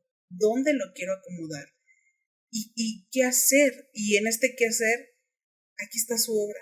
Justo la resiliencia que tiene esta Cristina y todas las personas permite llegar a este ajuste creativo. ¿Qué es el ajuste creativo? Es básicamente una solución para un problema, ¿no? Con creatividad no me refiero a colores, flores y y muchos colores, no estamos haciendo las chicas superpoderosas, pero sí como esta idea, ¿no? ¿Cómo lo resuelvo? ¿No? Las preguntas que hacía antes es justamente para llegar a esto, y a esto se le llama ajuste creativo, y Cristina llegó a este ajuste creativo a través de esta obra, que le tomó, tengo entendido que bastantes años, como estructurarla, recapitular los testimonios, Y aparte buscó un abogado para que le ayudara a justo, buscar a sus amigos, como que investigara más al respecto. Sí, una investigación, perdón, de abogado, un investigador, para que le ayudara justo todo esto, para sacar esos detalles que pues obviamente ella no sabía porque no estaba ahí. ¿Cómo se conecta este acto de escritura con la idea de invencible verano dentro de cada persona? Esto es muy importante porque todo esto de invencible verano surge a base de una frase que ella leyó y que le gustó y que la aplica en una amiga que estaba sufriendo, que estaba muy triste porque no sé qué pasó con su novio, no sé si habían terminado o algo así, y ella le dice, no llores, no vale la pena. Después de todo este dolor, toda esta tormenta dolorosa, viene ese verano en el que ya te vas a sentir bien, tranquila. Es como de no llores por ese tipo. Entonces, ese consejo creo que es un consejo que hemos dado todas a una amiga de es un idiota, ¿para qué lloras por él? Tú no te preocupes, tú eres más fuerte, eres más chingona, todo va a estar bien. Y creo que para mí el invencible verano fue esto como de todo va a estar bien, va a salir el sol, vas a salir adelante, vas a ser mejor persona después de esto. Claro, la frase original es de Albert Camus y es completa, es en lo más crudo del invierno aprendí al fin que había en mí un invencible verano. Entonces, al igual que Fabi menciona, creo que todas hemos tenido un invencible verano en un crudo invierno, ¿no? En esos momentos que hemos pues estado muy mal y encontramos como, para mí representa la frase invencible verano, para mí representa esta esperanza, sí. esta parte confortante, esta resiliencia que uno encuentra en una misma para salir de un evento muy difícil. ¿Qué es un invencible verano? Creo que es la resiliencia. Lo que hablaba antes es justamente esto, echar mano de todo lo que tú tienes, tus redes de apoyo, tu paciencia, tu gestión emocional, pedir ayuda, pedir apoyo y dentro de estas redes de apoyo, amigos, familia, alguna institución, para que una pueda salir avante de la situación complicada que pueda estar atravesando. Creo que todos los días nos enfrentamos a diferentes retos. Creo que todos los días son un invencible verano y no nos damos cuenta. O sea, incluso hasta pareciera que es un acto tan automático como el avanzar, pero ya creo que esta frase es como personalmente fue como hacer una pausa y voltear a ver mis invencibles veranos que he tenido a lo largo de mi vida. Entonces, creo que eso sería para mí la resiliencia. Y es por eso tan importante este título. Cuando leí esa frase y lo vi, dije, todo tiene sentido. Como que todo encaja en este título. Porque Cristina sacó este libro para una forma de seguir adelante. No estamos diciendo que no lo haya hecho porque se tardó muchísimos años, pero fue un reflejo de esa lucha. Fue un reflejo de todo lo que ha vivido y que lo plasmó en estas páginas para darse a conocer. Y como quiero que dar apoyo, dar vida a todo esto que fue su hermana y para ella misma, para su familia. Entonces sí, todos tenemos este invencible verano, claro que sí, de diferentes maneras, pero aquí lo importante es tener este círculo cercano, este círculo que te va a apoyar y que te va a ayudar a seguir adelante. Bloque 4. De lo íntimo a lo colectivo. Porque este libro no solo es una historia personal, sino también un acto político. Hay una frase en el feminismo que es como, ¿cómo decirlo? ¿Un mantra? No un mantra, pero es fundamental, ¿no? Lo personal es político. ¿Qué quiere decir esta frase? Que lo que pasa en el espacio individual le compete por ende al gobierno. Pues sí, al gobierno en pocas palabras. Es decir, esto traspolado como a esta obra, la violencia de género que vivía esta Lili le competía al gobierno. El tema de las condiciones en las que esta Lili abortó le competían al gobierno. Si bien fue una situación individual, sí, pero le compete al gobierno. Y le compete al gobierno porque es hacer algo, generar nuevas leyes, reformas, espacios, condiciones para que las mujeres puedan estar seguras, libres de violencia y no tengan que pasar condiciones en las que o se les viva o no se les viva. donde se les violente o no se les violente. Entonces, es un acto político porque de lo individual, que fue la situación que vivió esta Lili, se volvió algo colectivo. Y digo que se volvió algo colectivo porque el hecho de que yo me haya identificado con Lili y que todas hayamos sido Lili o somos Lili, ya se vuelve colectivo. Todas estamos ahí. Y en todas estar ahí podemos ser agentes pasivos o agentes activos. Pasivos en el sentido de que, ok, me identifiqué, ¿qué quiero hacer con esto? ¿Qué puedo hacer yo desde mi trinchera? ¿Qué puedo hacer yo desde mi lugar? No puedo hacer esto, puedo yo empezar a crear espacios seguros, puedo empezar en estos espacios seguros se pueden tocar temas del aborto, se pueden tocar temas de violencia, se pueden tocar temas del feminicidio, de educación sexual, y se habla, y se empieza a politizar la información, y esto es un acto de resistencia ante todas las injusticias y violencia que vivimos las mujeres día con día, y así sucesivamente. Un granito de arena no llena el jarro, pero si ese granito de arena se vuelven 100, se vuelven 1000, de poco en poco se va llenando el jarro. Sí, claro, al hablar abiertamente de los temas, ya con eso es más que suficiente, porque Liliana vivió en una época de silencio, de discriminación, de injusticias muy grandes, de cosas que ni siquiera tenía. Imagínense, no existía la violencia de género en el sentido de que no tenía nombre. Lo ponían como un crimen pasional. El simple hecho de que ya actualmente se diga que es violencia de género es un gran paso, porque se debe castigar de acuerdo a lo que fue. Y ponerle en crimen pasional es una mentada, honestamente. Entonces, esos pequeños pasos hacen la gran diferencia. El hablar abiertamente, incluso con tus amigas, con tu círculo cercano, hablar temas que en su momento eran muy tabú, ahorita hablarlo abiertamente ayuda muchísimo en el aspecto también psicológico mental de una persona que se siente acompañada, se siente bien, se siente escuchada. Eso es muy importante. Tal vez tú pienses que el escuchar a una amiga de que pues le pasó esto en tal o tiene dudas sobre el sexo, tú tal vez piensas que no es mucho, pero incluso entre su poca experiencia entre ustedes pueden ir aprendiendo y entendiendo que ciertos actos están mal y no están bien. Cuando tú dices no, es no.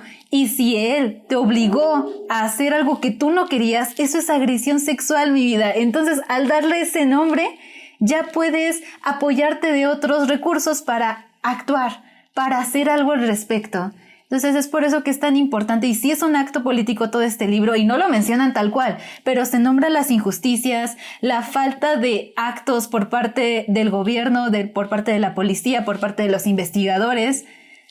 Ahí se muestra todo. El simple hecho de ir a buscar el expediente de su hermana, ahí se muestra cómo está la corrupción. Y se narra tal cual. Y no se dice corrupción. Simplemente va narrando cómo va la situación. De, no es aquí. Tienes que irte a no sé qué lado porque el caso fue se clasificó no tal. No creo que la encuentres, porque sí. Pues es que ya son expedientes viejos y como ya se han actualizado, pues esos ya quedaron prácticamente en el olvido. Hasta ¿sí? Parece que recibieran un curso, una capacitación para ¿cómo se les desalentar a las personas a que hagan justicia? Sí, o sea, en vez de que los capaciten en trato humano, no, vamos a capacitarlos en que la gente no venga. Sí, así, tal cual. No queremos chambear.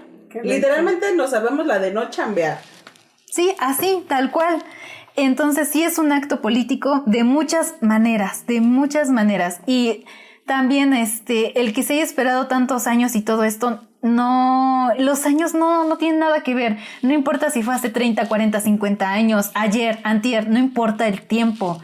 Lo que importa es el acto en sí. Y en eso nos estamos enfocando, en estos actos violentos hacia las mujeres. Es un asunto político. ¿Qué nos dice la psicología sobre la importancia de narrar el dolor en comunidad? El dolor pesa menos cuando lo compartimos con otros. No es lo mismo cargar un duelo sola a que si alguien que vivió lo mismo, ya sea que vivimos la misma situación, que son familia, compartimos esto, ¿no? Tenemos este dolor en común. ¿Qué pasa? Pues cuando alguien tiene un duelo en común, hay una mayor validación emocional, porque lo que yo siento y yo te lo comparto, tú no vas a venir a decirme, ay, ya déjalo ir, ¿no? Ya, por favor, ya está muerto. ¿Qué le vas a llorar a los huesos? No, para nada.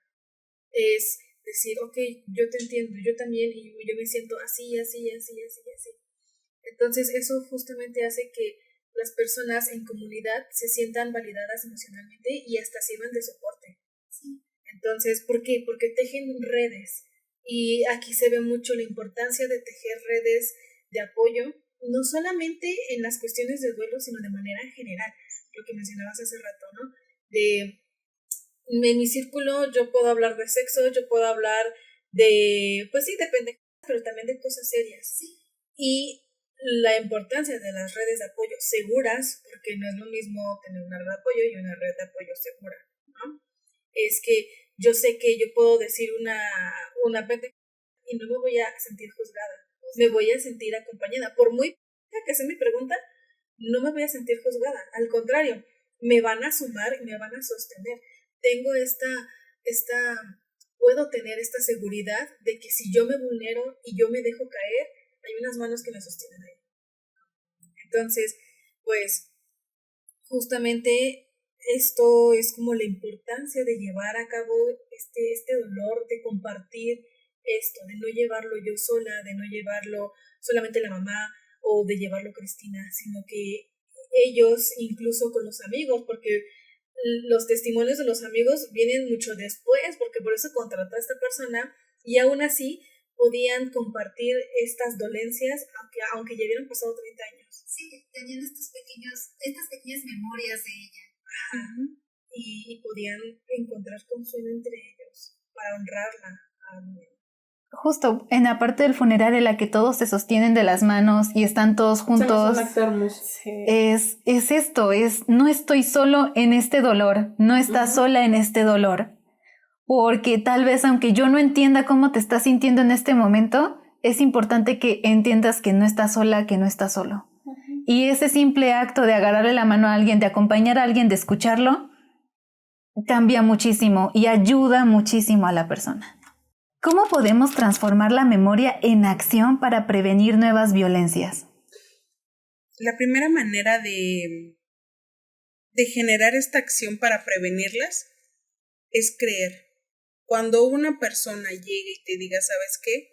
Me golpearon, me tocaron, me hicieron, me dijeron, no ponerlo en tela de juicio. Creerle a la persona. Porque desde el simple hecho de que una persona le crea a otra, ya se está haciendo justicia. Tal vez no legal, pero ya hay justicia porque alguien le creyó. No la minimizó, no la invalidó, ni la revictimizó, ni la tachó de nada. Se le creyó. Posterior a ello, podría decir que cuestionando, que es algo que hace el feminismo. El feminismo cuestiona todo. Hay una frase que se usa mucho para este tema de historia, de quien no conoce su historia o su pasado está tentado a repetirlo otra vez. Es lo que hace el feminismo. Cuestiona todo lo que pasó antes y se cambia, y lo que ya está cambiado se vuelve a cuestionar, porque constantemente el cambio es una constante en la vida de todas y de todos. El cambio y la muerte es lo único que tenemos, bueno, es constante, ¿no? El feminismo eso es lo que hace, sigue cuestionando. Entonces, para prevenir la violencia es cuestionar qué cosas están normales en nuestro contexto, qué es violencia, en qué momento ya transgrede conmigo, cuáles son mis límites, qué cosas permito, qué cosas no, con quién lo comparto, quiénes son mis redes cercanas, empezar a cuestionarnos nosotros y también cuestionar el contexto en el que nos encontramos, también en el denunciar. Ahí también se puede prevenir la denuncia, la violencia, que diga a través de la denuncia. En crear espacios seguros, como mencionaba, en donde no se invalide, no se juzgue, se escuche, se sostenga, se acompañe. Creo que en estos pequeños actos, en esto que estamos haciendo, también es una manera de prevenir la violencia, porque lo tocamos, porque lo nombramos, porque lo señalamos, porque decimos qué pueden hacer, a dónde acudir. No precisamente que vengan a terapia con nosotras, pero pueden compartírselo a su amiga, a su prima, a su tía, a su mamá, a su persona de más confianza, y que las acompañen y que las orienten. Y hoy por hoy tenemos al alcance, al menos, pues sí, en nuestro contexto tenemos hoy por hoy el acceso a información de lugares a donde acudir, lugares donde poner una denuncia, qué hacer en caso de violencia en el noviazgo o violencia sexual o violencia económica. Hay muchas alternativas, hay varios colectivos de mujeres feministas que acompañan a mujeres, hay abogadas, hay un lugar que se llama HADAS, que es para el tema de aborto, acompañan a mujeres que sufrieron aborto en el proceso de abortar y posterior a abortar las acompañan, o sea, hay varias cosas. Entonces, esto también es prevenir la violencia. Sí, porque al nombrarlo, al ya tener términos que explican lo que estás viviendo, tú ya puedes moverte y buscar ayuda. Como dices, actualmente ya tenemos los medios, el internet, ChatGPT, para preguntar, oye, ¿qué es esto? ¿Cómo se nombra? ¿Dónde busco ayuda? ¿Quién me puede asesorar? Como dices, incluso el tener este podcast, este pequeño espacio donde analizamos libros, pero no solo lo vean como de, está narrando un libro, no. Este libro, al igual que el de Kim Jong-un y otros ejemplos que hemos estado dando, son ejemplos de la vida real. Es la vida de muchas personas y por eso nos vemos reflejadas, y al mencionarlo y al tener el valor de hablar y decir y estar frente a una cámara y decir esto es tal, esto está mal, esto está bien, yo lo viví, yo lo sentí, a mí también me pasó. El tener el valor de hablar y decir y todo también ayuda, porque tal vez también te ayude a ti a alzar la voz. El alzar la voz nos ayuda a muchas, entre nosotras también ayuda. Estamos difundiendo la lectura, pero también estamos difundiendo el apoyo entre mujeres. No estás sola. Ese es el mensaje que queremos dar y que es muy importante. Y que también con esto que hacemos es resistencia. Es resistencia ante el patriarcado, es resistencia ante la violencia contra la mujer que vivimos, todas. ¿De qué manera la lectura de este libro invita a reflexionar sobre nuestro propio papel como sociedad frente al feminicidio? Invita justamente a cuestionarnos, cuestionar el contexto en el que estamos, cuestionar el contexto del que venimos, nuestras tías, nuestras abuelitas, nuestras mamás, nuestros familiares. ¿Qué cosas eran normales en ese entonces? ¿Qué cosas estaban dichas? ¿Y qué cosas se han cambiado en el nuestro? ¿Qué cosas se pueden volver a cambiar? ¿Qué cosas se necesitan cambiarse forzosamente? Invita también a cuestionar la calidad del sistema de justicia que tenemos, lo incongruentes que son. Invita a cuestionar al sistema gubernamental que también tenemos. Invita a cuestionarlo todo, a no ser tan neófitos en el sentido de luego emitir un juicio. Juzgar no, cuestionar sí. Juzgar nadie tiene el derecho, cuestionarlo sí, que son cosas muy diferentes, a desarrollar esta empatía, esta sensibilidad. A dejar a un lado estas preguntas de es que ¿por qué se metió con ese tipo? ¿Por qué no lo dejó? ¿Por qué ella tiene la culpa? Porque pues ¿para qué tiene relaciones sexuales tan joven? De hecho, en el libro narra que una persona se lo dice a Cristina y es como dejar a un lado estas preguntas que no tienen ningún sentido, que no tienen esta coherencia emocional, que no vienen al caso. Justo. Y enfocarnos en el acto violento, a lo que es algo que vivimos todos los días. Busquen en las noticias, van a encontrar que un hombre mató a una mujer por celos, por lo que sea, pero lo hizo. Así tan simple, prenda la tele, vean algo y va a salir ahí un caso. Claro. Entonces el dar nombre, el reflexionar sobre esto, el hablarlo como una sociedad, nos va a ayudar a dar estas herramientas y a dejar de que ciertas notas, noticias, sucesos, comentarios, le reste la importancia que tiene, la crueldad, el impacto que tiene en la sociedad, porque como mujer te sientes vulnerable, estás asustada de que un día sales a trabajar, sales a la escuela y tal vez no regreses. Así de impactante es. Sí, claro. Y a mí me gustaría también añadir que si bien es algo que vemos muy seguido. Creo que ahorita ya no tanto, pero yo me acuerdo que antes era muy común escuchar casos de mujeres que habían sido asesinadas y una tras otra, y tras otra, y tras otra, y tras otra. Pero es no normalizarlo, no normalizar este tipo de violencias, no normalizar que el feminicidio, ¿no?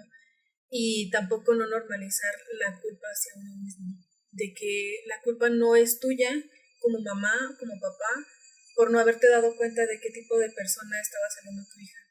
Porque tu culpa, o sea, no es tu culpa. La culpa y la única responsabilidad va a ser de la persona que hace el acto. En este caso, la única persona responsable de la muerte de Liliana fue Ángel González Ramos, quien tomó la decisión de matar a Liliana el 16 de julio de 1990. Y pues bueno, con esto concluimos este episodio que está muy fuerte. Como les comenté al principio, sí van a tocar temas muy sensibles. Esperemos que pues los hayan entretenido, que hayan reflexionado muchas cosas. Los invitamos a que lean el libro. Es un libro que yo recomiendo muchísimo y aquí paso a la siguiente y última pregunta de este podcast. ¿Qué les pareció? ¿Cómo se sintieron? ¿Cuántas estrellas le dan a este libro? Y si lo recomendarían. Pues al libro definitivamente le doy 5 estrellas. Es una obra de arte. No por nada se llevó el premio Pulitzer. ¿Lo recomiendo? Sí. Pero si no se lo quieran leer de un jalón porque pausado, porque está denso, está pesado por los temas que toca, no por el tipo de escritura, sino por el tema en sí que toca, que es el feminismo. Entonces, váyanselo chiquiteando, si necesitan hacer pausas, hagan pausas, reflexionen, analicen, pueden ustedes utilizar la escritura para sacar lo que sea que se haya movido con la lectura. Yo cuando lo leí, para ser honesta, no quería leer el libro, justamente por el tema de feminismo. Hubo un momento en el libro cuando lo leí que genuinamente tuve miedo. El miedo que seguramente sintió Liliana cuando vio a Ángel en la madrugada del 16 de julio. Fue cuestionarme esto que decías tú también, Fabi. Yo sé que hoy salgo de mi casa, pero no sé si llego. Y ni siquiera tendría por qué pensar eso, ni siquiera tendría por qué pensar de qué maneras me puedo cuidar, qué puedo hacer, como este estado de alerta, ¿saben? Hubo partes del libro donde también lloré, me llegó muchísimo, se me hizo muy, muy pesado, muy intenso, la parte del cuando tienen que reconocer el cuerpo, el velorio, los testimonios, toda esa última parte. Yo lloré, sentía como todo bien intenso. Hubo un momento del libro en el que no le veía fin. Yo leía y no acababan las hojas y yo decía, ¿cuándo se va a acabar esto? Ya suéltenme, por favor. Me lastima, efectivamente, pero no lo volvería a leer. En otro momento de mi vida sí lo volvería a leer, pero sí lo recomiendo. Fue un gran libro, la verdad. Pues es que, ¿qué les digo? La verdad es que sí fue un libro muy complicado. Sí le doy, o sea, no por el contenido, bueno, no, o sea, no por cómo lo narra, como la lectura, que sea difícil de digerir, que maneje términos difíciles, para nada. Es muy fluida. Es muy fluida, muy metafórica, ¿no? Sí le doy 5 estrellas, al igual que Gaby, es como si lo quieren leer, como no hay esta presión, ¿no? Nadie las está correteando, porque sí es muy fuerte, muy confrontativo, muy crudo, y no porque sea descriptivo, como por ejemplo, no sé... No, como morboso. Ajá, exacto. Que cuente cómo pasaron los hechos de... Sí. No, es cruel y duro en el sentido de los testimonios de las personas. Es muy descriptivo emocionalmente. Sí. Es otro tipo de narración. Justo, porque es muy íntimo el libro en realidad. Y es que estamos hablando de una historia real. Hemos hablado de libros ficticios, de situaciones que pasan en la vida real, pero que es una historia ficticia de personajes que no existen. Este personaje es real, este personaje recorrió calles y la hermana vuelve a recorrer calles en donde yo he pasado, en donde yo me iba de pinta con mis compañeros en la prepa y como pensar en todo esto, decir, yo he estado en un lugar en donde alguien que está narrando, que están hablando del libro, pues pasó y ahora está muerto. Sí. Fue como muy difícil para mí esa parte, no conectar de manera más sincera porque es algo real, ¿sabes?